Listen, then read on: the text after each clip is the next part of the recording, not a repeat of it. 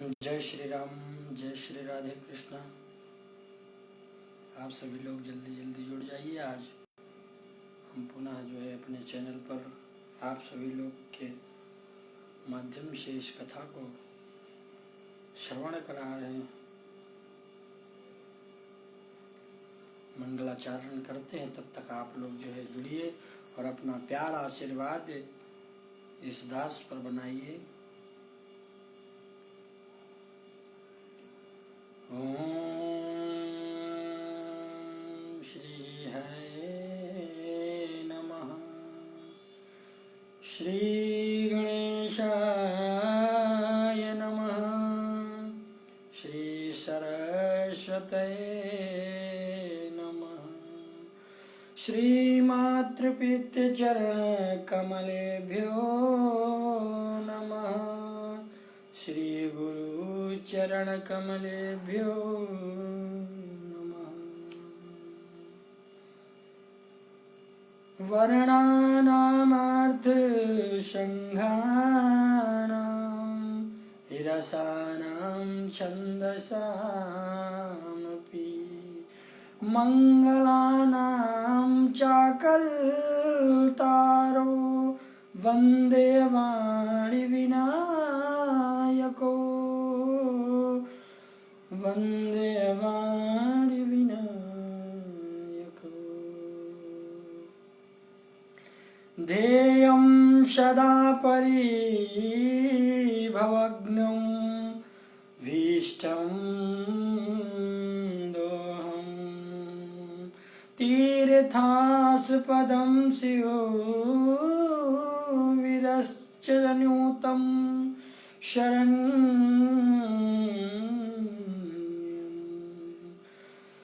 भृत्यारतिहं प्रणतपालं भवाब्धिपोतं वन्दे महापुरुष ते चरणारविन्दं। वन्दे महापुरुष ते चरणारविन्दम्। नीलाम्बुजश्यामलकोमलाङ्गं सीताशमारोपितवामभाग्यं पाणोशायकमहाचारुचापं नमामि रामं रघुवंशनाथं। नारायणं नमस्कृत्यं नरं चैव नरोत्तमं देवी सरस्वती व्यासं ततो जयमुदीरयेत्। जय जय श्री राधारमण, जय जय नवल किशोर, जय गोपीचितचोर प्रभु, जय जय माखन चोर। श्री सीतानाथ समारंभं श्रीरामानंदाचार्य मध्यमाम् अस्मदाचार्य पर्यन्तां वन्दे श्री गुरु परंपरा। अवध नगरिया राम की बसी सारजूती, अचल राज महाराज प्रभु चौकी हनुमत वीर। श्रीमद् भागवत ग्रंथ से कथा करो मति अनुसार, प्रेम सहित आसन गहूँ आवहूँ पवन कुमार। एक बार प्रेम से बोलिए भक्तवत्सल भगवान की जय।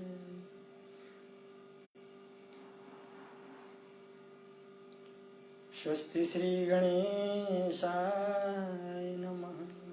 अखिल कोटि ब्रह्मांड नायक श्री हरि लक्ष्मीपति भगवान विष्णु के चरणों में प्रणाम निवेदित करते हुए आज श्रीमद् भागवत कथा के द्वितीय दिवस में हम लोग प्रवेश कर रहे हैं।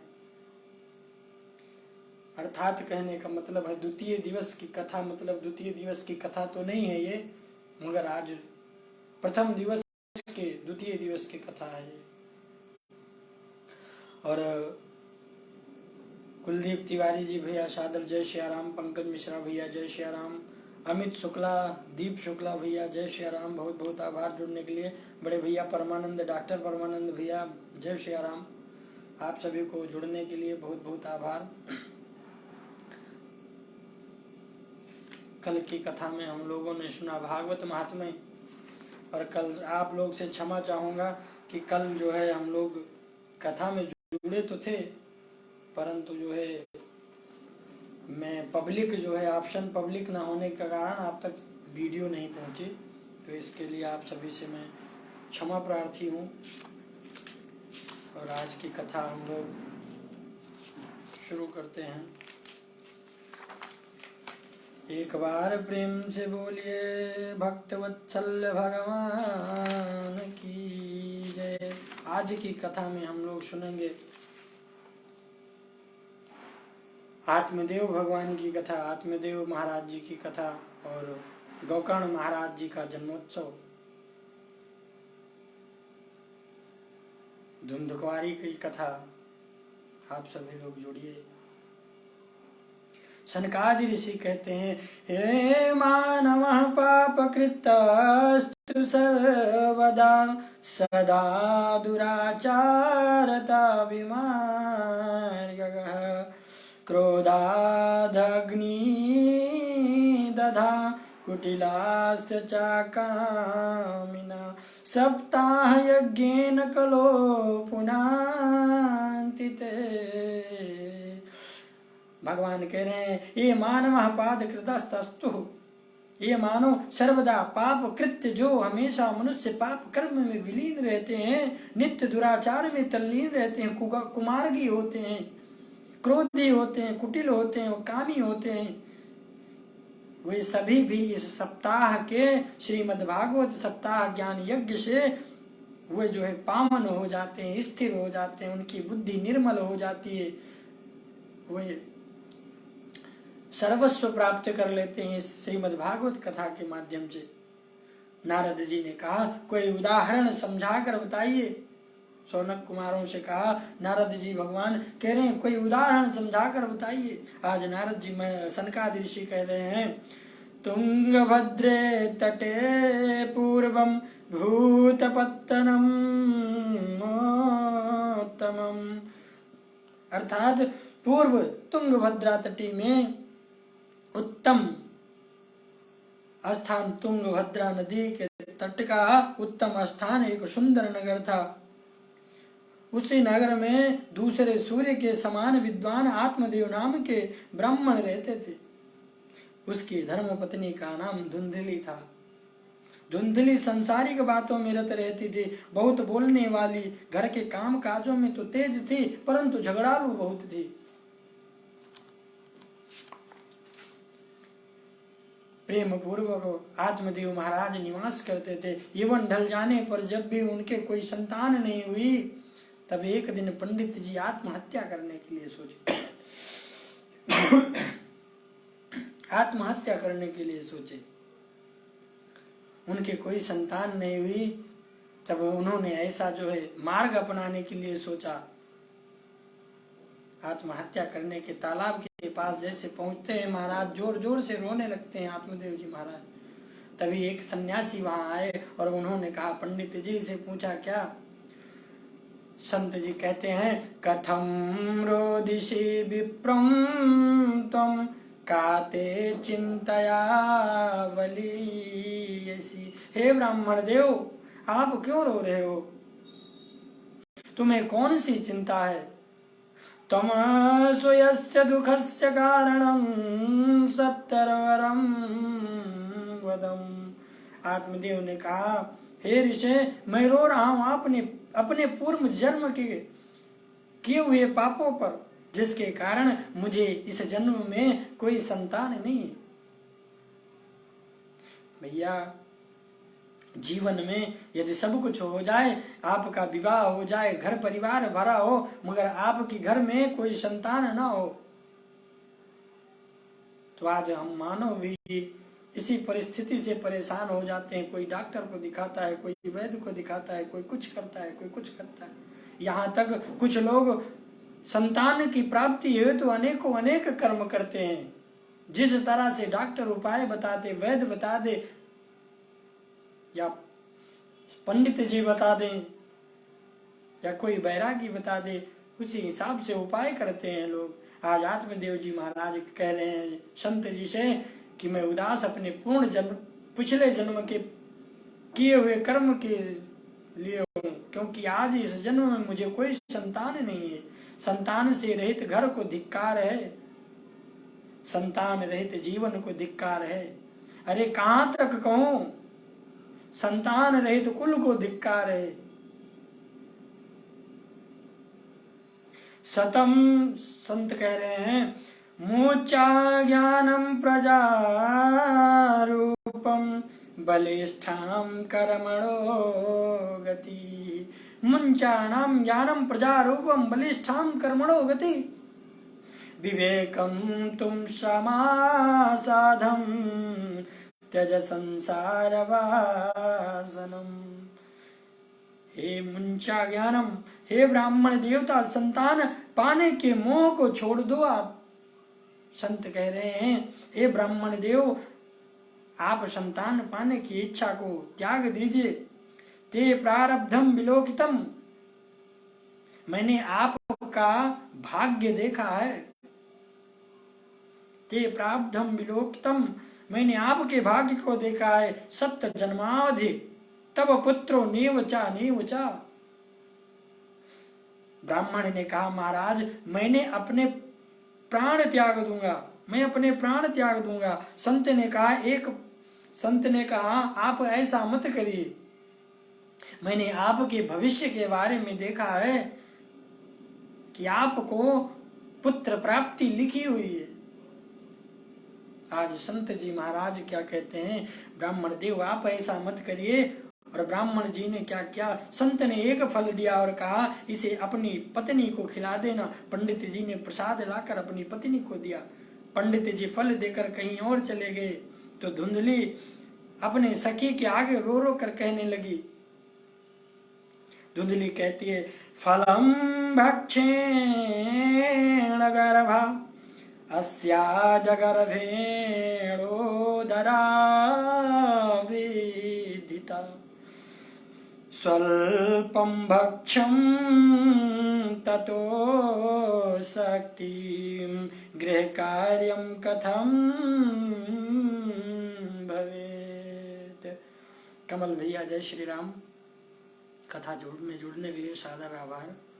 धुंधली कहती है अपने सखी से रो रो कर हार चुरा रही है। क्या कह रही है, फलम भक्षेण, यदि मैं फल खाती हूँ, फल खाने से गर्व रहेगा, पेट बढ़ जाएगा, भोजन कम होगा।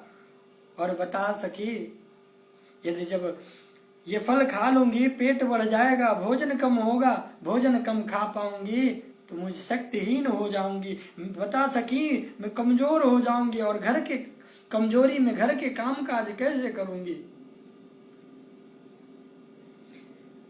आज सखी से कह रही है कि यदि मैं कमजोर हो जाऊं तो घर के काम काज कैसे करूंगी या कैसे होंगे। देवाधघाटी ब्रजे द्रग्रामे पलाए गर्भिणी कथम। गांव में अचानक डकैती पड़ जाए अथवा शिशु तिरछा हो जाए तो मेरा तो मरना हो जाएगा। उस सखी से कह रही है। बड़े भैया विनय द्विवेदी सादर प्रणाम आपको। कथा में जुड़ने के लिए धन्यवाद। आज धुंधली कह रही है गांव में यदि अचानक डकैती पड़ गई तो अथवा शिशु तिरछा हो गया तो मेरा तो मरना हो जाएगा, मेरा सारा धन मेरी ननद उठा ले जाएगी। देखिए भैया इस संसार के संसारियों को अपनी चिंता नहीं है मगर दूसरों की चिंता है। कहते हैं बुराई यदि देखना है तो अपने भीतर देखिए, यदि बुराई देखनी है तो अपने भीतर देखिए। जो जैसा रहता है उसकी सोच वैसे प्रबल होती है। आज धुंधली जो है, अमित तिवारी, जय श्री राम भैया, आप सभी कैसे हैं? कमेंट बॉक्स में लिखें जय श्री राम। और कथा कैसी लग रही है आप सबको? और वीडियो को जो लोग देख रहे हैं शेयर कर दीजिए भैया, आप सबसे हाथ जोड़कर निवेदन है। आज धुंधली जैसा वो जैसी है वैसे उसके मन में सोच प्रकट हो रहे हैं। कह रही है यदि गांव में डकैती पड़ जाए, यदि शिशु तिरछा हो जाए तो मेरा तो मरना हो जाएगा और मेरा सारा धन मेरी ननद उठा ले जाएगी। एवं कुतरकम योगेन तत फलम भक्षितम। एक दिन धुंधली की बहन आई, सारा समाचार पाकर उसकी बहन ने कहा, बहन तू चिंता मत कर, मुझे भी गर्व है और पैदा होते ही उस बच्चे को मैं तुझे दे दूंगी। धुंधली के पुत्र का नाम धुंधकारी होते ही उसे तुझे दे दूंगी। धुंधली के पुत्र का नाम धुंधकारी। और जो संत का दिया हुआ फल धुंधली ने गाय को खिला दिया था। परम आदरणीय श्री रामचंद्र द्विवेदी जी, साष्टांग दंडवत प्रणाम आपको करता हूँ। कथा में जुड़ने के लिए बहुत बहुत आभार आपका। आप पंजाब से हैं, आप पंजाब के मित्र हैं। आप आज वो धुंधली जो वो भगवान आत्मदेव जी महाराज फल लेकर आए थे, वो धुंधली स्वयं नहीं खाया, वो गाय को खिला दिया। और आज जब धुंधली को पुत्र होता है तो उसका नाम धुंधकारी हो जाता है। और जो संत का दिया हुआ फल है, धुंधली ने गाय को खिलाया था, उससे भी एक पुत्र की प्राप्ति होती है जिसका नाम होता है गौकर्ण। और आप लोग प्रेम से बोलिए गौकर्ण भगवान की जय। आज गौकर्ण महाराज का जन्म होता है। अजीत दुबे भैया, जय श्री राम। कियत कालेन तो जातो तरुणो तनया बुभौ गौकर्णाः पंडितो ज्ञानी धुंधकारी महाखला। समय बीतने के साथ दोनों ही ख्याति मिली, दोनों की, एक विख्यात और दूसरा कुख्यात।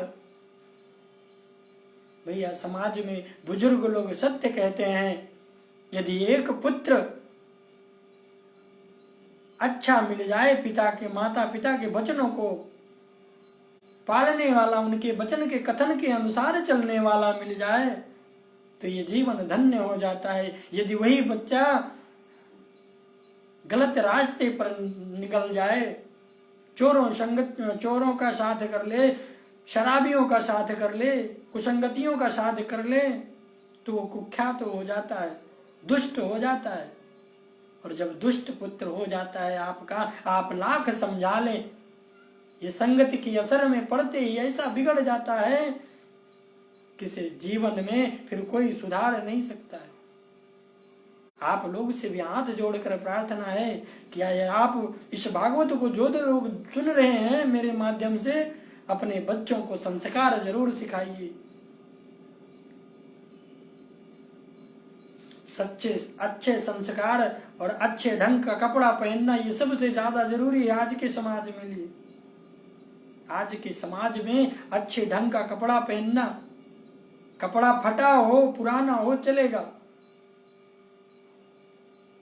परंतु लोग अगर कथा में बोल दो तो लोग बुरा मान जाते हैं। लेकिन मेरा कहना है कपड़ा जो है आपका स्वभाव है एक तरह का, वो आपको आपके स्वभाव को दर्शाता है कि आपके मन में कैसा स्वभाव है। जीवन में आप अपने बच्चों को ऐसा संस्कार दीजिए कि आपके बच्चे बड़े होकर आपको कहना ही ना पड़े, आपके बच्चे स्वयं जो है संस्कारवान बन जाएं। आज के युग में संस्कार देना बहुत जरूरी है। समय बीतने के साथ दोनों की ख्याति मिली, एक विख्यात और दूसरा कुख्यात निकला। धुंधकारी स्नान शौच क्रिया, चोर हिंसक और सौ के हाथ से भोजन करता था। उसने वैश्या के संग पिता का सारा धन नष्ट कर दिया। उसने वैश्यावृत्ति करना चालू कर दिया। देखिए गोकर्ण महाराज में और धुंधकारी में कितना बड़ा फर्क है। गोकर्ण महाराज गोकर्ण पंडितो ज्ञानी, गोकर्ण जी महाराज को वेद वेदाओं के ज्ञाता हो गए। और वहीं पर धुंधकारी जो है गलत संगति पकड़ लिया, मार्ग से विचलित हो गया वो। और आप जब वो अपने मार्ग से विचलित हो गया तो उसने वैश्यावृत्ति करना चालू कर दिया, चोरों का साथ पकड़ लिया, तामसिक भोजन करने लगा। आज धुंधकारी जो है अपने पिता का सारा धन नष्ट कर दिया वैश्यावृत्ति में। वैश्याओं को बुलाता, वैश्याओं को सारा धन खिला दिया। आज उसने वैश्या के संग से पिता का सारा धन नष्ट कर दिया। पंडित जी ने दुखी होकर पुनः आत्महत्या करने के लिए चले। देखिए दूसरी बात जो मैं बोला था वो सामने आ गई कथा में। ये भागवत कथा है, बहुत कुछ सिखाती है। अतुल मिश्रा भैया जय श्री राम। ये भागवत कथा है, हमको बहुत अच्छी मार्गदर्शन दिखाती है। आज जब पुत्र नहीं था आत्मदेव महाराज को, तब भी आत्महत्या करने के लिए जा रहे थे। आज एक पुत्र जो है अच्छा है, दूसरा दुराचारी है, तब भी आज महाराज आत्मदेव जी महाराज आज भी हत्या करने जा रहे हैं। हत्या करने का मन बना लिया, तभी गोकर्ण जी महाराज सामने आ जाते हैं। गोकर्ण जी महाराज कहते हैं अपने पिता को बड़ा सुंदर उपदेश दिया। क्या गोकर्ण जी महाराज कहते हैं, सुनिए। देहम स्थितम मांसम रुधिरे अभिमति त्यजतुम जया सुतादिषु सता ममता विमोच्य पश्यानीशं जगदिदं क्षणं भंगं निष्ठं वैराग्यरागरसिको भवभक्ति निष्ठा। आज बड़ा सुंदर उपदेश गोकर्ण भगवान दे रहे हैं। हे तात तुम अस्थिमांस रुधिरे देह अभिमतम त्यज, आप इस हड्डी मांस और रक्त के बने शरीर पर विषयों में अभिमान को छोड़ दीजिए और देह के नाते से ममता का त्याग कर दीजिए। आज अपने पिताजी को बड़ा अच्छा उपदेश दे रहे हैं गोकर्ण महाराज। कह रहे हैं इस हड्डी मांस और रुधिर से बने शरीर पर अभिमान मत करिए, आप इन विषयों को त्याग दीजिए और देह के नातों से ममता का त्याग कर दीजिए। इस संसार को अनित्य समझिए और वैराग्य रस के रसिक हो जाइए। आज गोकर्ण जी महाराज अपने पिताजी को वैराग्य का उपदेश दे रहे हैं। दो ही रस्सियां जीव के बंधन का कारण है। पहला अहंता, दूसरा ममता। यदि अहमता आ जाए, अहम आ जाए आदमी के अंदर, तब आदमी का पतन होना निश्चित है। यदि ज्यादा ममता आ जाए तभी भी पतन होना निश्चित ही है। आप शरीर के प्रति अहंता और उसके नातों के प्रति ममता का त्याग कर दीजिए पिताजी। धर्मं भजास्व संततं त्यजं लोकार्धमान सेवस्य साधु पुरास्य जाहि कामतृष्णा। संसारिक प्रपंचों को त्याग दीजिए पिताजी, आप निरंतर परम धर्म का सेवन करिए। विषयासक्ति को त्याग कर संत जनों की सेवा करिए, संत जनों की सेवा करिए, संत जनों की भक्ति में तल्लीन हो जाइए। अन्यस्य दोष गुण चिंतनमाचो भोक्तवा सेवा कथा रसमहो निरंतरा पिबा तुम। अनयस्य देश, आज गोकर्ण महाराज कह रहे हैं अनायस्य दोष गुणस्य चिंतनमासु मुक्तवा, आप सभी दोष गुण चिंता से मुक्त हो जाइए। सेवा कथा रसमहो निरंतरा पिबम तुम, आप सेवा का भाव करिए, दूसरों की अच्छाई बुराई से मन को हटा ले। और कहाँ तक का निरंतर पान करें? भागवत जी के 10 स्कंद का नित्य पाठ करने से पंडित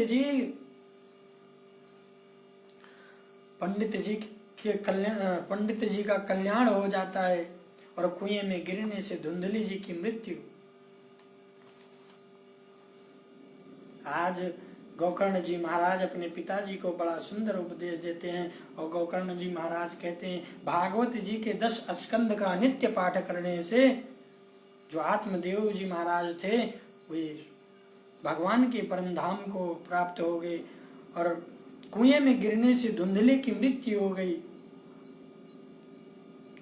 कुएं में धुंधकारी के माता का, गोकर्ण की मैया का, धुंधकारी के मैया का जो है कुएं में गिरने से मृत्यु हो गई। गोकर्ण जी की तीर्थ यात्रा पर चले जाते हैं।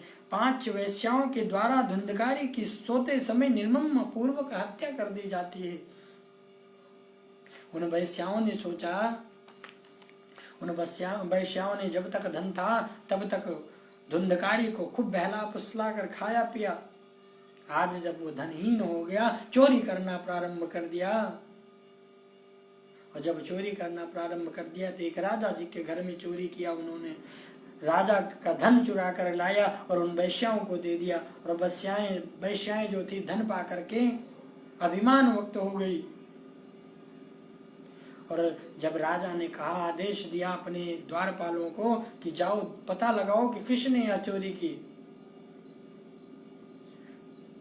तो वैश्याओं को जो धन दिया था धुंधकारी ने, उसके कारण वो वैश्याएं फंस जाती। वैश्याओं ने सोचा इसका अंत करना ही पड़ेगा, नहीं तो इसके वजह से हमको ही फंसना पड़ेगा। आज ऐसा सोच रही हैं वैश्याएं, सब सोच रही हैं। और क्या किया उन्होंने, ऐसा सोच करके संगठन बनाकर मिल करके आज वैश्याओं ने धुंधकारी को सोते समय उसको निर्मम हत्या कर दी, मार दिया। गोकर्ण जी महाराज के द्वारा गया श्राद्ध करना होता है। गोकर्ण के घर आना, गोकर्ण जी महाराज जब घर आते हैं तो धुंधकारी का रूप बदल बदल कर गोकर्ण महाराज को दिखना। भैया ब्रजेश तिवारी, जय श्री राम कथा में जुड़ने के लिए सादर आभार आपका। जब गोकर्ण जी महाराज तीर्थ स्थल से लौटते हैं तो धुंधकारी जब घर में प्रवेश करते हैं, और जब घर में प्रवेश करते हैं तो घर की दशा देखते हैं। बड़ी बड़ी घासें उग गई हैं, घर में कोई है नहीं, घर में तो घास तो उगेगी। भैया लालचंद सोनी, जय श्री राम। अमरजीत यादव, जय श्री राम। अब आज जैसे धुंधकारी, जैसे गोकर्ण महाराज जी घर में प्रवेश करते हैं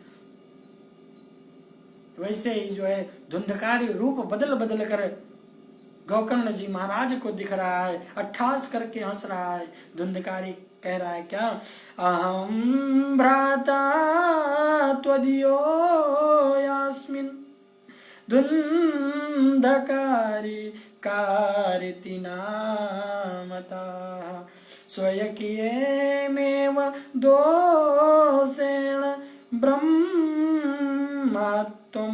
नासितं मया। अर्जुन पाठक भैया, जय श्री राम।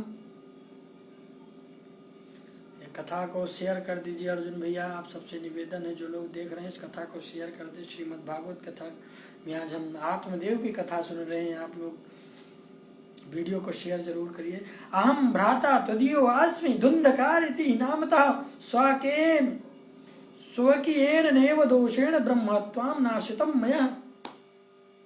गोकर्ण भगवान कहते जब रूप दिखा रहा है धुंधकारी तो कह रहा है अहम भ्राता, हम तुम्हारे भाई हैं। तदीयम मास्म धुंधकारिता नामता, मैं धुंधकारी हूँ आपका भाई धुंधकारी। स्वकीय नेव दासेण ब्रह्म हत्या नाशितम, मेरे गलत संगति के कारण आज वैश्याओं ने मेरी हत्या कर दी। गोकर्ण भगवान कहते हैं मैंने तुम्हारा गया जी में श्राद्ध कर दिया। धुंधकारी कहता है गया श्राद्ध सतेनापि मुक्तिर्मा न भविष्यति। धुंधकारी कहता है गया में श्राद्ध करने से मेरी मुक्ति नहीं हुई। अजीत पाठक भैया जय श्री राम। आज धुंधकारी कहता है गया श्राद्ध सतेनापि मुक्तिर्मे भविष्यति, गया में श्राद्ध करने से मेरी मुक्ति नहीं हुई। तब गोकर्ण जी ने कहा भगवान सूर्य से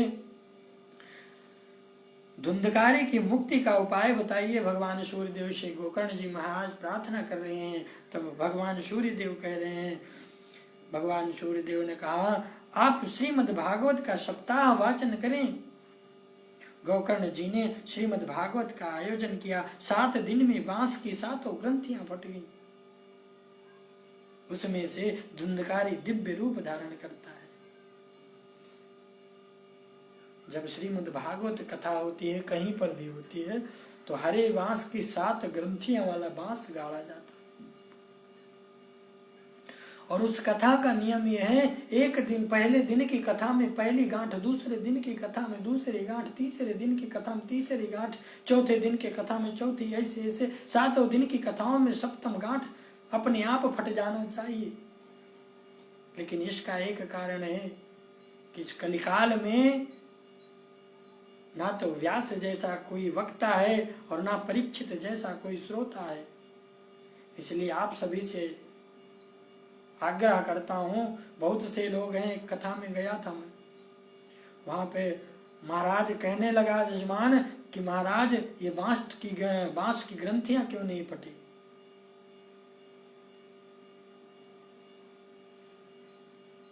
तो आप ये मेरी बात सीधे शब्दों में समझ लीजिए कि ना व्यास जी महाराज, सुखदेव जी महाराज जैसा वक्ता है और ना परीक्षित जी जैसा सुनने वाला श्रवण करता है। इसलिए जब सप्तम दिवस की कथा होती है तो बांस को फड़वा दिया जाता है किसी चीज से। उसी बांस में धुंधकारी विराजमान होता है। आज धुंधकारी कह रहा है भगवान मेरा गया श्राद्ध से मेरा मुक्ति नहीं हुआ। आज गोकर्ण जी महाराज सूर्य भगवान की उपासना करके पूछ रहे हैं कि मैं क्या करूं जिससे मेरे भाई की मुक्ति हो। सूर्य भगवान बड़ा सुंदर उपदेश दे रहे हैं। सप्ताह श्रीमद् भागवत कथा का सप्ताह प्रवचन करो। 7 दिन में 7 बांस की 7 ग्रंथियां फट जाएंगी। उसमें से धुंधकारी का दिव्य रूप धारण कर प्रकट होगा।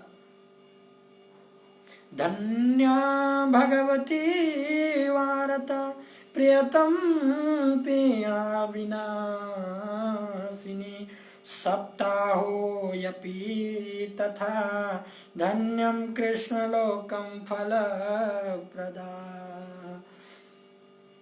जब धुंधकारी भगवान के धन्य भगवती वार्ता प्रेतम पीड़ा विनाशिनी, धन्य है श्रीमद् भागवत कथा जो प्रेतों को भी मुक्त कर देती है। सप्ताहो अहम तथा धन्य कृष्ण लोकम फल प्रदा। ये 7 दिन की कथाएं जो ध्यान से सुनता है भगवान उसका उद्धार कर देते हैं। जब धुंधकारी ने भगवान के दिव्य लोक जाने के लिए अपने विमान पर बैठने लगा, कथा हुई, कथा होकर संपूर्ण हुई। और जब धुंधकारी अपने विमान पर बैठने लगा तब गोकर्ण जी ने कहा, भगवान के पार्षदों से पूछा कि महाराज यह तो निर्मल मन वाले इतने श्रोता हैं बैठे हैं, फिर आप एक ही विमान लेकर क्यों आए। भगवान के पार्षदों ने कहा, हे गोकर्ण जी महाराज, यहाँ बैठे हुए सभी श्रोताओं ने किंतु मनन नहीं किया। श्रोताओं ने मन तो लगा, श्रोताओं ने श्रवण किया किंतु मनन नहीं किया। बाद में सावन के महीने में गोकर्ण जी महाराज पुनः श्रीमद् भागवत कथा का अनुष्ठान किया। इस बार तो जितने श्रोता थे उतने विमान प्रकट हो गए। भगवान साक्षात श्री हरि प्रकट हो गए। उन्होंने गोकर्ण जी को अपने हृदय से लगा लिया। राज गोकर्ण जी महाराज बड़े प्रसन्न होते हैं। अयोध्यावासिनाः पूर्वं यथा रामेण संगता तथा कृष्णेन ते नीतां गौलोकं योगी दुर्लभम। भगवान का नाम स्मरण करने से अयोध्यावासिना पूर्वम यथा रामेण संगता तथा कृष्णेन ते नीकम लोकम योगी दुर्लभम। जो भगवान के नाम को स्मरण करते हैं या श्री राम नाम को स्मरण करते हैं या श्री कृष्ण नाम का स्मरण करते हैं, कोई साक्षात भगवान के भक्ति को प्राप्त करते हैं। नीता गौलोकम योगी दुर्लभम। जो योगियों को भी नहीं प्राप्त होता, ऐसे लोग वैकुंठ को, भगवान के नाम का स्मरण करके वैकुंठ को प्राप्त करते हैं। हर सप्ताह विधि कैसी करनी चाहिए? परम पवित्र भूमि पर पूर्वाभिमुख या उत्तराभिमुख बैठे। परम विरक्त विद्वान ब्राह्मण को ही वक्ता बनाना चाहिए। देखो, श्रोता और वक्ता विचार बहुत अच्छा है। आप श्रोता हैं, आपका भी मन, यदि आप लाखों रुपए खर्चा करके श्रीमद् भागवत कथा कर रहे हैं, आपको बैठने के लिए 5 मिनट का भी टाइम नहीं है, तो वो कथा बेकार है आपके लिए। आप परम विरक्त विद्वान ब्राह्मण को ही वक्ता बनाएं, जो परम विद्वान हो, जो संध्या वंदन करने वाला हो, नित्य कर्म करने वाला हो, और तो और जो इस श्रीमद् भागवत कथा के श्लोकों को शुद्ध शुद्ध उच्चारण कर सकता हो, उसको वक्ता बनाइए आप। ब्राह्मण होना चाहिए। रामानंदाचार्य संप्राय से उसको शिक्षा प्राप्त होनी चाहिए, गुरु दीक्षा मिलनी चाहिए, प्राप्त हो। और तो और जो संध्या वंदन, जो विरक्त हो, सभी से विरक्त हो, वैष्णव होना चाहिए। विरक्तो ब्राह्मणो विप्रो वेद शास्त्र विशुद्धीकृत। विरक्त हो, वैष्णव हो, विप्र वेद शास्त्र में विशुद्धीकृत हो, जो वेद शास्त्रों का शुद्ध वक्ता हो। दुष्टांत कुशलो धीरो वक्ता कार्यो अतिनीत अस्पृहा। यदि आप ऐरे गैरे को कथा वाचन बना लेते हैं, आज देखिए, आप लोग एक बात बुरा मत मानना, आज माताएं बहुत अच्छी कथा कह रही हैं, परंतु शास्त्र प्रमाणित नहीं है। शास्त्र नहीं कहता कि आप व्यासपीठ पर आसीन होकर कथा कहें।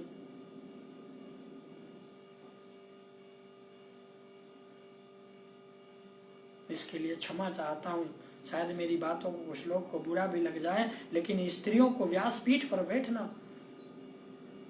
शोभायमान नहीं है।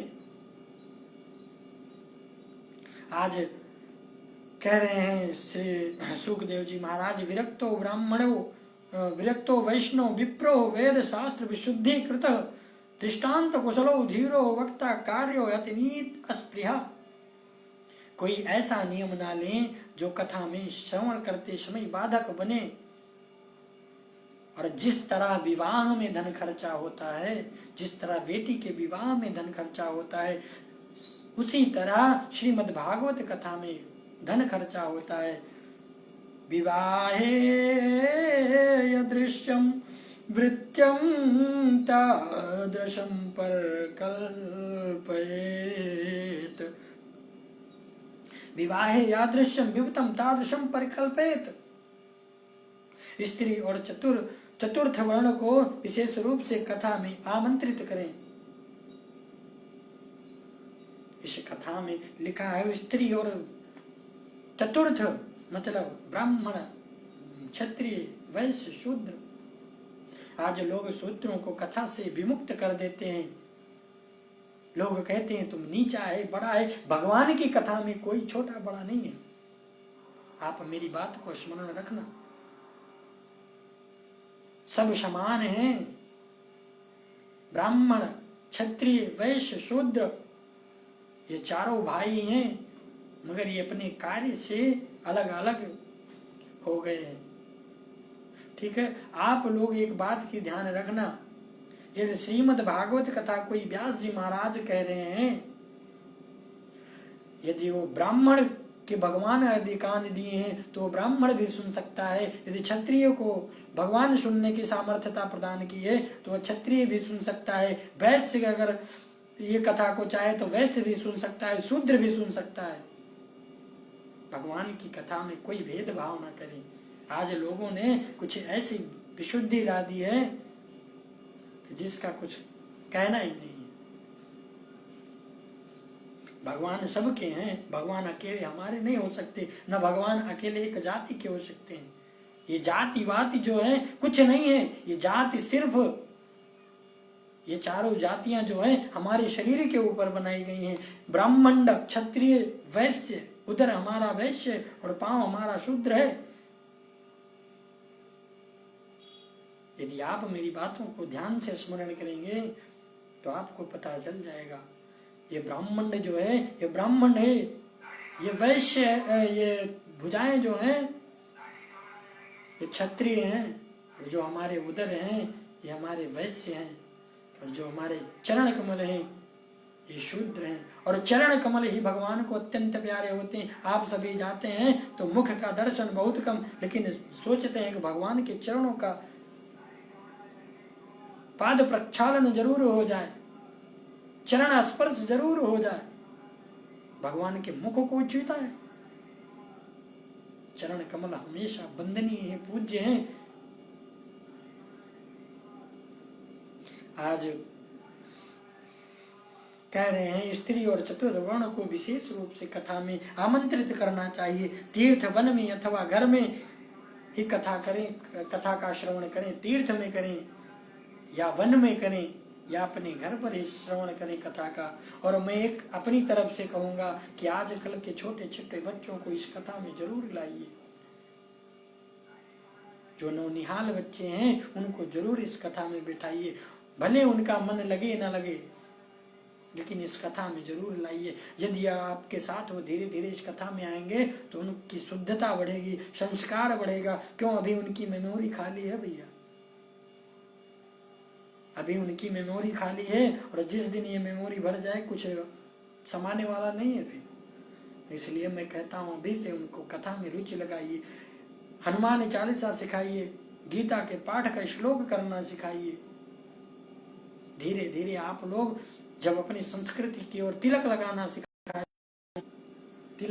सिखाइए। भैया आप लोगों से बताऊं, जब मैं तिलक लगाता हूँ ना, बहुत से लोग बोलते हैं अरे महाराज पता नहीं कौन सा क्या शास्त्री हो गए, ऐसा वैसा। ये जानते हैं ये सनातन धर्म की पहली पहचान है, तिलक और शिखा। आज सब लोग बड़ी बड़ी मूछें रख रहे हैं, दाढ़ियां रख रहे हैं। क्या फायदा उससे जिससे तुम्हारे अस्तित्व का पहचान ना हो। बाप के जिंदे मोछे घुटा लेते हैं। श्रवण कुमार उपाध्याय भैया सादर प्रणाम आपको, जय श्री राम। दाढ़ी भयानक रख लेंगे, मोछे बाप के जिंदा रहते हुए मोछहीन हो जाते हैं। मोछहीन कहते हैं ना, ये मोछ की वैल्यू होती है, जिनको मोछ नहीं है उनकी वैल्यू नहीं है कोई। इस पर कुछ लोग गुस्सा मत होना भैया। बाप के जिंदे रहना, मोछ नहीं छिलाना चाहिए लोगों को, लेकिन सब लोग उल्टा कर रहे हैं आजकल।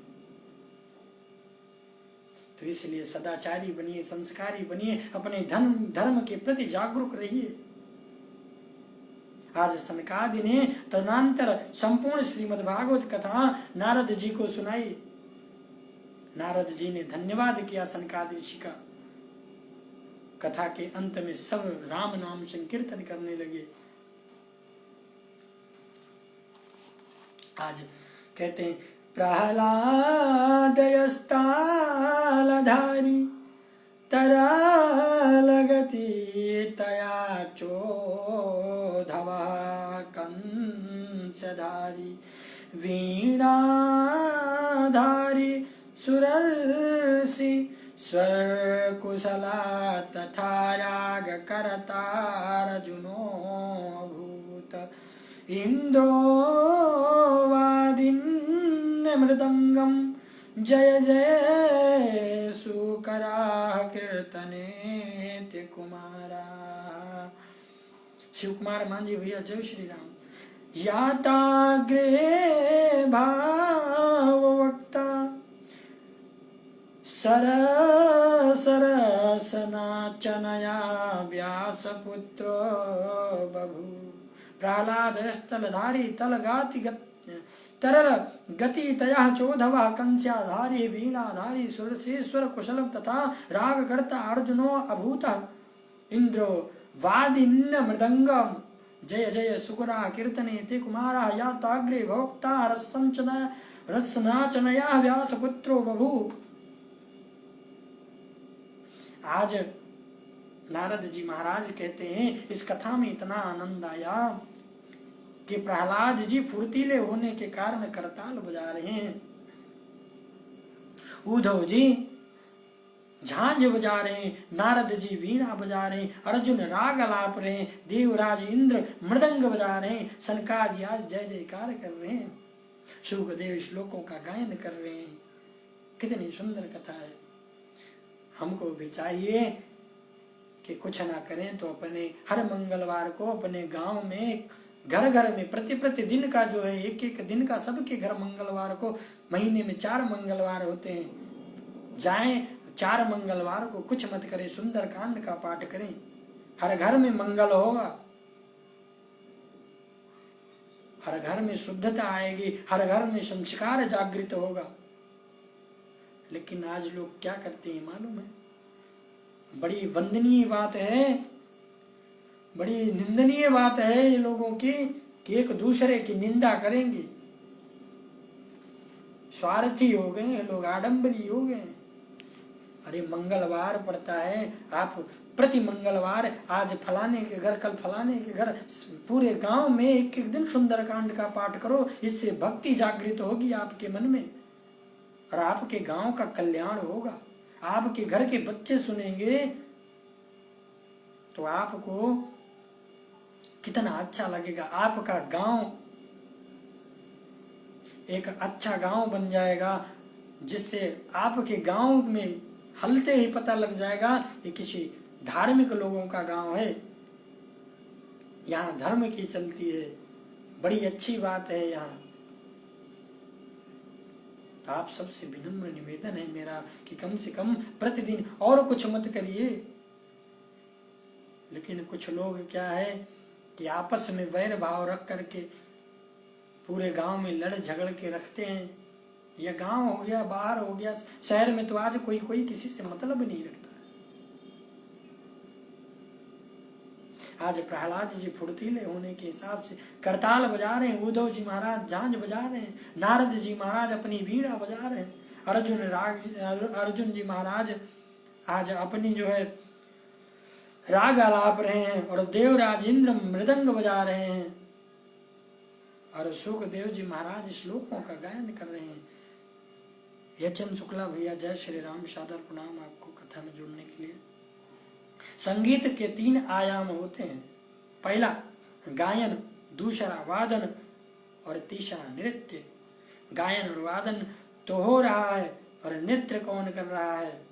नर्तते मध्ये त्रिमेकेवतत्र भक्तयादिका नामं नतवास्तु तेजसाम् आलौकिकं कीर्तन में तदिच्छय हरिः प्रसन्नो यपि ब्रजो अवब्रीवितम्। आज नर्तते मध्ये त्रिमेकवम्, आज शंकर जी भगवान नृत्य कर रहे हैं। भक्ति महारानी अपने दोनों पुत्रों के साथ नृत्य करने लगी। भक्ति महारानी कहती हैं साक्षात भगवान श्री हरि प्रकट हो गए हैं, उस अलौकिक संकीर्तन का आनंद ले रहे हैं। जब भैया देव मिलकर, जो देव हैं, देव मिलकर संकीर्तन कर सकते हैं, तो हम मनुष्य क्यों नहीं मिलकर कर सकते संकीर्तन? हमको भी मिलकर संकीर्तन करना चाहिए, प्रभु नाम का स्मरण करना चाहिए। जिसको अच्छे से ज्ञात हो, श्री रामचरितमानस ले लो भैया, घर में बैठो, अपने घर में बैठो, 2-4 लोगों को, यदि आप किसी को मत सुनाओ, यदि 4 बूढ़े बुजुर्ग हैं, उनके बीच में यदि आप बैठकर थोड़ा सा श्री रामचरितमानस पढ़ दोगे, तो आप उनके हृदय की, जो उनके हृदय की तीव्रता है उसको देखोगे आप, वो कितने उत्कंठित हो जाते हैं ये सब सुनकर। मानो कहने की बात भगवान हमें शिक्षा दे रहे हैं कि यदि हम सब मिलकर के सत्संग कर सकते हैं, तो मनुष्य अपने जीवन में मिलकर सत्संग क्यों नहीं कर सकता? आज भक्ति महारानी अपने दोनों पुत्रों के साथ, भक्ति महारानी के पुत्र ज्ञान और वैराग्य, साक्षात भगवान श्री हरि प्रकट होकर उस अलौकिक संकीर्तन का आनंद ले रहे हैं। आज भगवान जो है उस कीर्तन का आनंद ले रहे हैं एकदम परम रूप से। और आज हम यहीं से द्वितीय दिवस की कथा में प्रवेश करते हैं। यहीं से द्वितीय दिवस की कथा प्रारंभ होती है। आप सभी लोग जुड़ें जल्दी से जल्दी। आज द्वितीय दिवस कथा के मंगलाचरण करते हुए आप सभी लोग ध्यान से सुने। जन्माधस्य यतो अन्वयादितरत सच्चार्थे स्वाभिज्ञाः स्वराटतेन ब्रह्मा हृदयादिकवे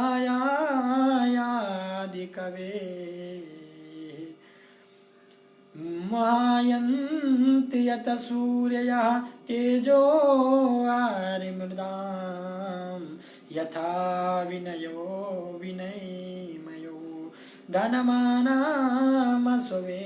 सदा निहरास्तुकं सत्यं परमं धीमहि।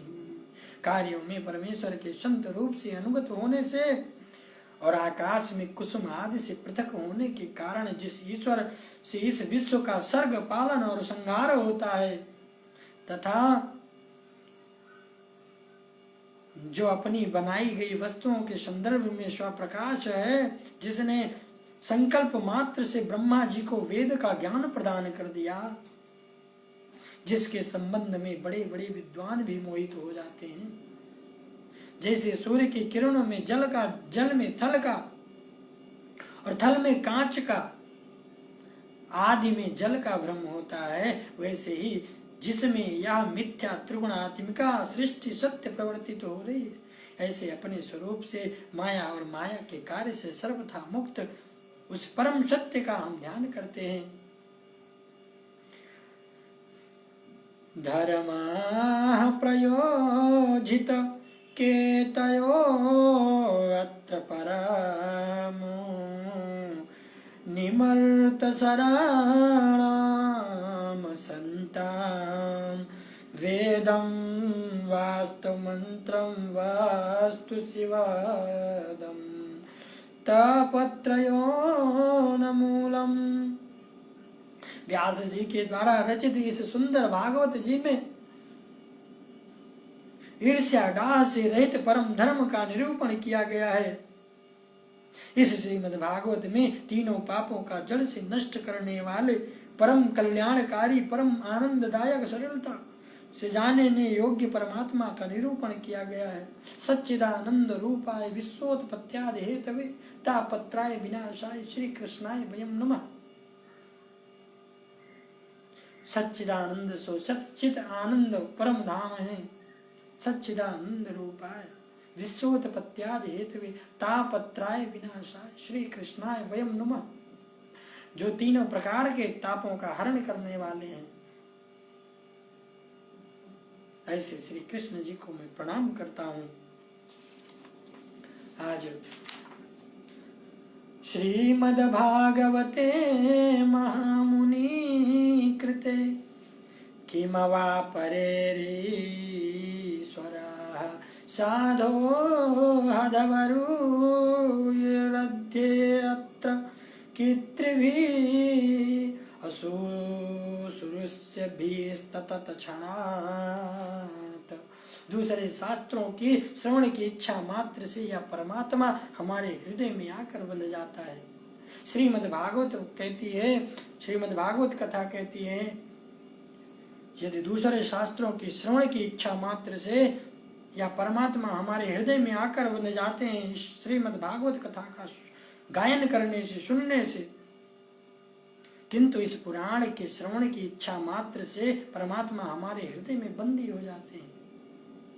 दूसरे शास्त्र की इच्छा रखने मात्र से भगवान हमें अंश प्रदान करते हैं, जिससे अपना थोड़ा सा अंश प्रदान करते हैं। लेकिन श्रीमद् भागवत कथा कह रही है, किंतु इस पुराण से श्रवण मात्र की इच्छा से यदि आपके मन में इच्छा हो गई तो ये श्रीमद् भागवत कथा परमात्मा हमारे हृदय में आकर बंदी हो जाते हैं। निगम कल्पतरोरगलितं फलम्, निगम कल्पतरोरगलितं फलं सूकमुखादमृतद्रवं संयुतं पिबतं भगवतं रसमालयं मुहुरहो रसिका भुवि भावुकः। यदि श्रीमद् भागवत वेद रूपी कल्प वृक्ष का पका हुआ फल है।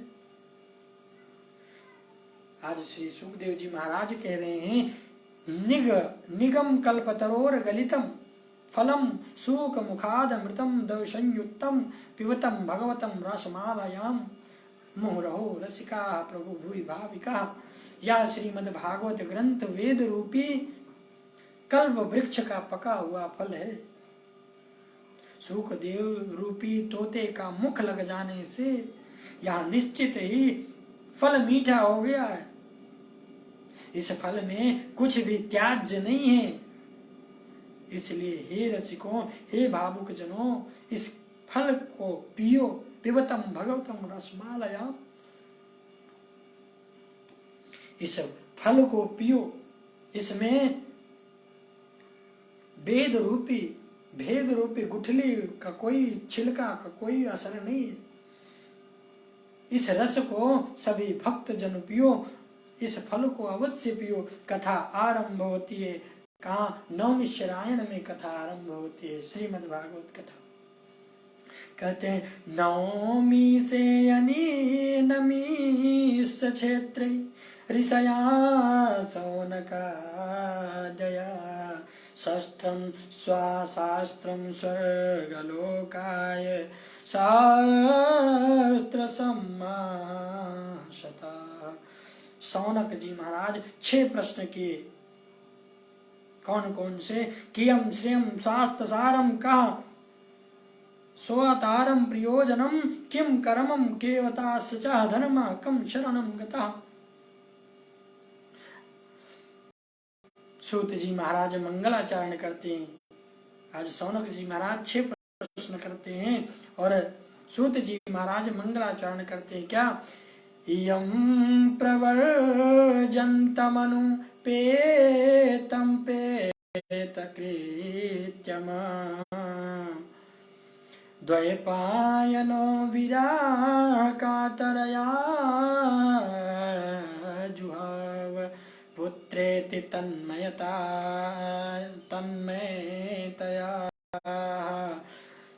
तरवोऽयभिविनेदु अस्ततं सर्वभूतहृदयं मुनिमानतोऽस्मि।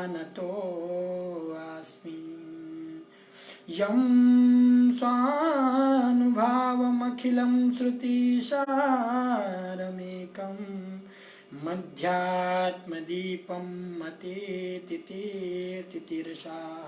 तनमोऽन्धं संसारिणा करुणयाहं पुराणगुहामतं व्याससूनुमुपोष्पायामि व्याससूनुमुपयामि गुरुं मुनीनाम्। अंकित दुबे भैया अयोध्या जी से जुड़े हैं। जय श्री राम। मुनियों के इन 6 प्रश्नों को सुनकर महामति सूत जी ने कहा कि हे मुनियों, आपके इस 6 प्रश्न से सारे जगत का मंगल होगा। मुनिया साधु पुष्टो हम भार्गवत लोकम मंगलम। ये आपके 6 प्रश्नों से सारे जगत का मंगल होगा। जीव मात्र का परम धर्म है भगवान की भक्ति करना।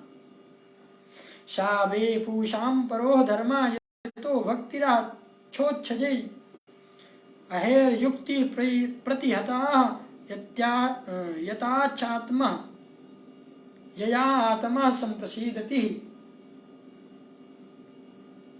सावे पूषाम परो धर्मा यतो भक्तिर छोच्छे अहोत क्या प्रतिहता यया आत्मा संप्रसीदति। और वह भक्ति कैसी हो वह भक्ति कैसी हो? बोले अहेतु की अर्थात कामना रहित हो और अप्रहिता निरंतर चलने वाली हो। जब भक्ति ऐसी होती है तो जनायत्यासु वैराग्यम ज्ञानम च यद्हेतुकम। ज्ञान चा वैराग्य आसु जानितम ज्ञानम। और ज्ञान और वैराग्य अपने आप उत्पन्न हो जाते हैं। जब ऐसी भक्ति हो, अप्रहिता मतलब निरंतर चलने वाली भक्ति हो, कामना रहित हो, दोष रहित हो। जनयात्यासु वैराग्यम ज्ञानम चा यद्हेतुकम। ज्ञान और वैराग्य अपने आप प्रकट हो जाते हैं, अपने आप उत्पन्न हो जाते हैं यदि निरंतर चलने वाली भक्ति हो। धर्म का प्रयोजन धन की प्राप्ति नहीं, बल्कि धर्म और मोक्ष की प्राप्ति का साधन है धर्म का प्रयोजन। धर्मस्य हयपवर्गस्य नाथो अथो यतोत पकल्पते। और धन का प्रयोजन भी धर्म है, विषय का सुख नहीं। धन इसका मतलब ये नहीं है कि धन आपके पास ज्यादा हो जाए तो सांसारिक वैभवों में अन्यथा खर्चा करें, फजूल खर्चा करें। धन्य का मतलब ये नहीं है कि विषय सुख में ही ज्यादा लगाए। धन्य का मतलब है आपके पास धन है तो आप धन सत्कर्म में भी लगा सकते हैं, किसी मंदिर के जीर्णोद्धार में भी लगा सकते हैं, किसी भगवान को स्थापित कर सकते हैं, मंदिर बनवा सकते हैं, दान कर सकते हैं।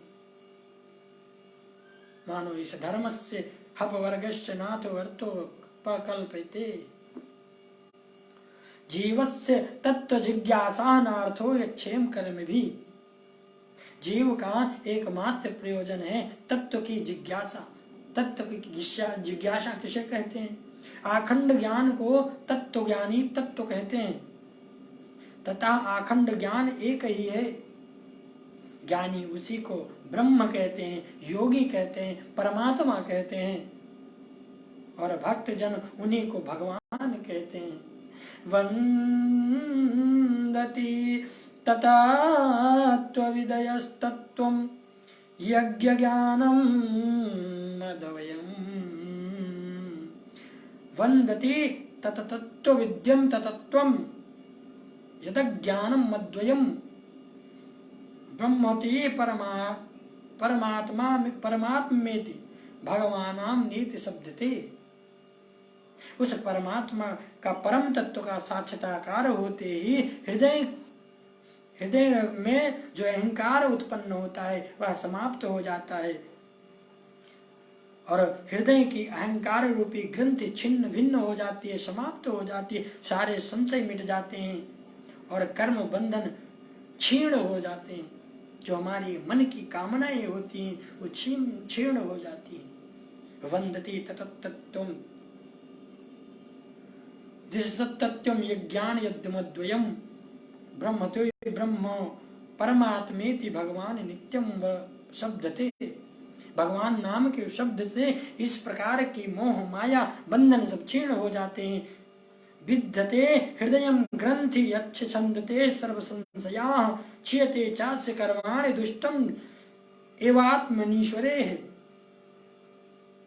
सौनक जी कहते हैं भागवत जी की उत्पत्ति कब हुई।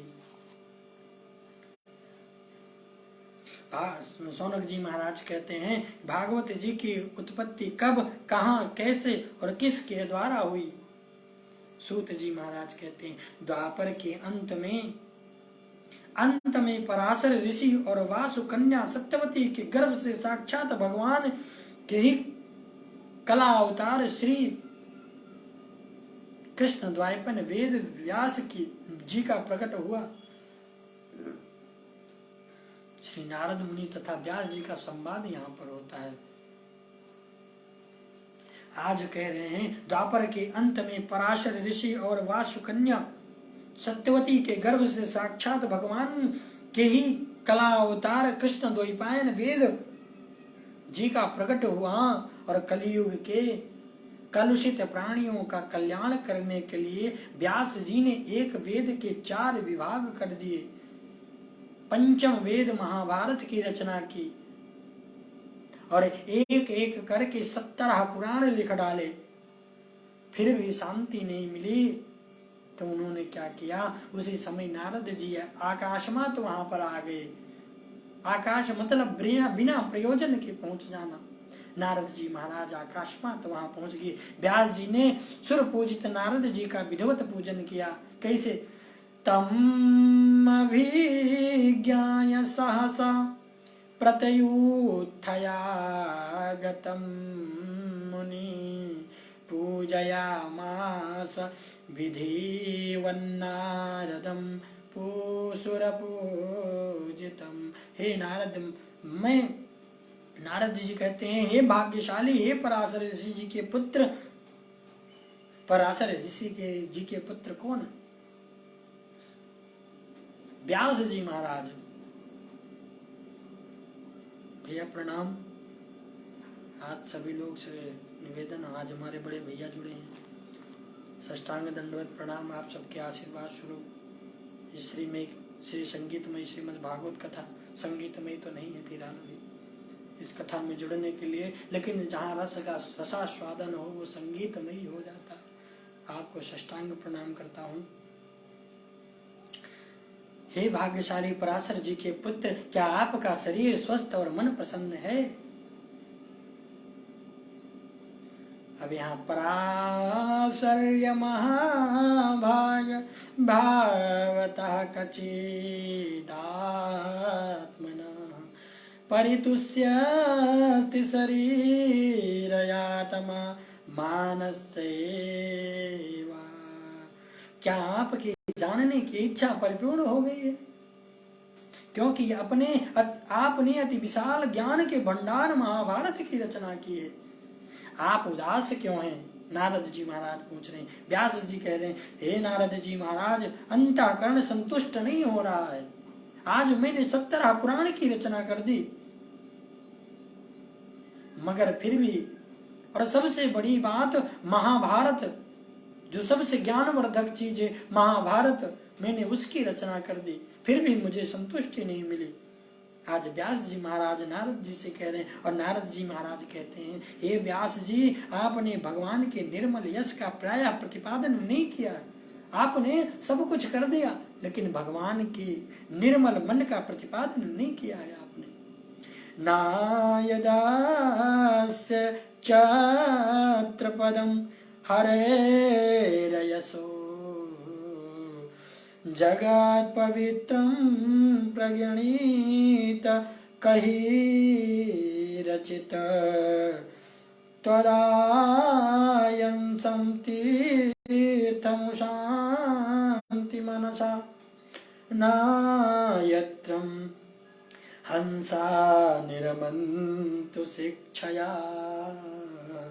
जो वाणी भगवान की कीर्ति का गान नहीं करती, वो भले ही कितनी ही अलंकार आदि से युक्त ना हो, क्यों ना हो, विद्वज्जन उसे कौवा के तीर्थ के समान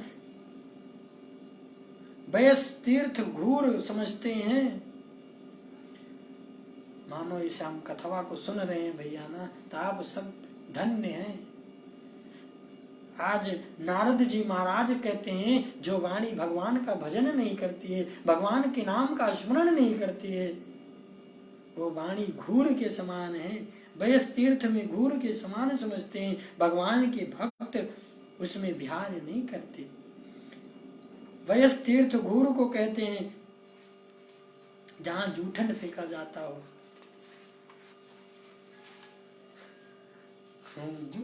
उसमें श्री रामचरितमानस में बाबा लिखते हैं बड़ा सुंदर, क्या सोहन राम प्रियम बिन ज्ञान करण धारा बिन जिम जल जानु ना शोभते ज्ञान मलम निरंजनम।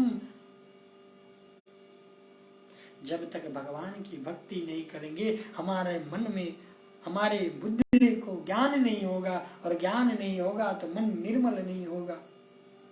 नारद जी कहते हैं अहम पुरातीत भवे अहम मुने दास्या सुत कस्याचन वेदवादिनाम। हे मुनि, मैं पिछले जन्म में वेदवादी ब्राह्मणों के यहाँ काम करने वाला दासी से पैदा हुआ था। मैं दासी पुत्र हूँ। मैं चतुर्मास करने आए संतों की सेवा में लगा दिया गया था। ऋषियों के कहने पर अग्रासन निकालने में गया था, और बटलोई में लगे हुए अन्न को मैं दिन में एक बार जरूर खाता था, जिससे मैं पाप रहित हो गया। कीर्तन ने मेरी रुचि और बढ़ा दी। चतुर्मास में व्यतीत करके जाते समय उन संतों ने मुझे कृपा पूर्वक दिव्य ज्ञान का उपदेश दिया। एक समय गौदोहन के लिए रात्रि में घर से निकली हुई मेरी माँ को सर्प ने डस लिया।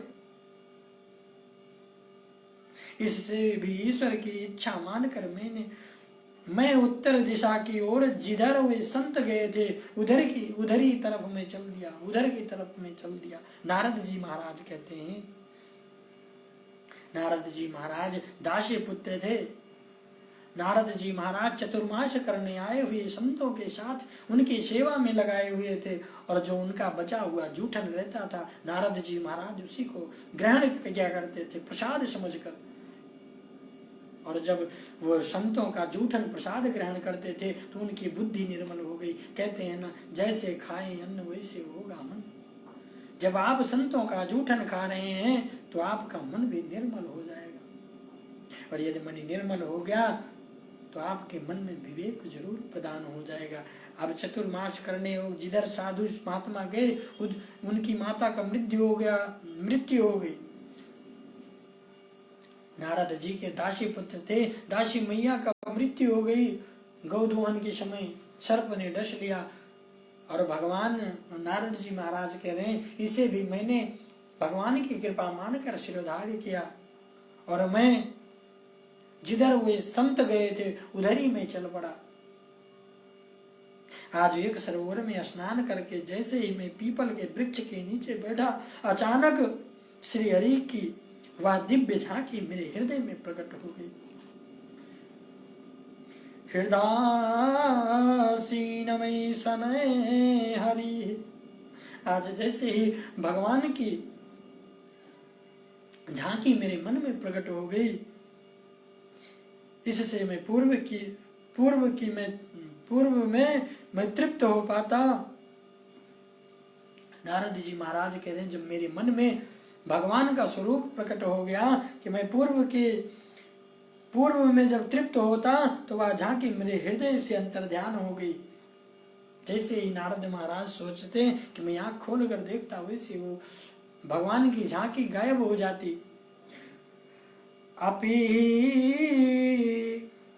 अभी पक्कवकाशयान दुर्सोऽहं कुयोगिनां नारद जी कहते हैं कि हे व्यास जी, आकाशवाणी के शांत हो जाने पर मैं तपस्या करता रहा।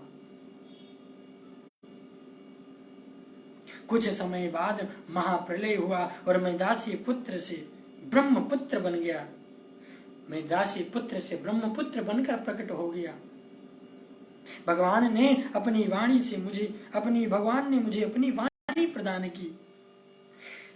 देवदन्तामिमा वीणां स्वर ब्रह्मा विभूषितां मूर्छयित्वा हरिकथां गायमानस्य चराम्यहम्।